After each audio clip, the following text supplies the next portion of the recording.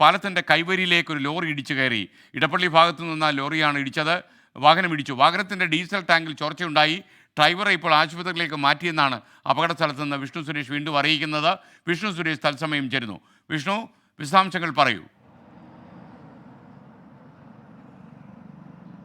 SK ഇന്ന് രാവിലെ 7 മണിയോടുകൂടിയാണ് ഈ അപകടം ഉണ്ടാകുന്നത്. ഇക്കാണുന്ന ലോറിയാണ് ഈ ഇടപ്പള്ളി ഭാഗത്ത് നിന്ന് വൈറ്റില മേൽപ്പാലം തുടങ്ങുന്ന ആ സ്ഥലത്ത് ഇടിച്ചു കയറിയത്. വലിയ ശക്തമായൊരു ഇടി തന്നെയാണ് സംഭവിച്ചിരിക്കുന്നത്. ഇവിടെ ഉണ്ടായിരുന്ന ഈ നെയിം ബോർഡ് ഉൾപ്പെടെ അതിൻ്റെ പോസ്റ്റ് ഉൾപ്പെടെ പൂർണ്ണമായും തകർന്നു വീണു. ഈ വാഹനത്തിൻ്റെ മുൻഭാഗം ഏറെക്കുറെ പൂർണ്ണമായും തകർന്ന നിലയിലാണ്.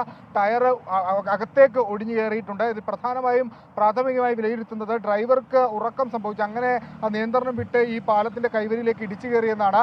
ഏറ്റവും പ്രാഥമിക ഘട്ടത്തിൽ ആശങ്ക പടർത്തിയ കാര്യം ഇതിൻ്റെ ഡീസൽ ടാങ്ക് ഈ കാണുന്ന ദൃശ്യങ്ങളിൽ നിന്ന് മനസ്സിലാക്കും. അതിന് ഡീസൽ ടാങ്കിൽ ഇപ്പോഴും ചോർച്ചയുണ്ട്. നിലവിൽ ഫയർഫോഴ്സ് എത്തി ഇവിടെ വെള്ളം ഉൾപ്പെടെ തളിച്ച് ആണ് ഇത് ഒരു അപകടകരമല്ലാത്ത രീതിയിലേക്ക് മാറ്റിയത്. ഇനി ഏറ്റവും പ്രധാനപ്പെട്ടത് ഈ വാഹനം ഇവിടെ നിന്ന് മാറ്റുക എന്നുള്ളതാണ്. അതിനുവേണ്ടി JCB ഉൾപ്പെടെ എത്തിച്ചിട്ടുണ്ട്. അല്പസമയത്തിനകം തന്നെ ഇവിടെ നിന്ന് ഈ വാഹനം മാറ്റും.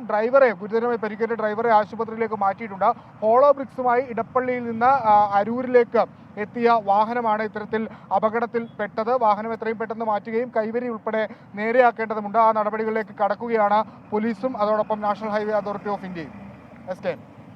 Okay, thank you Vishnu Suresh.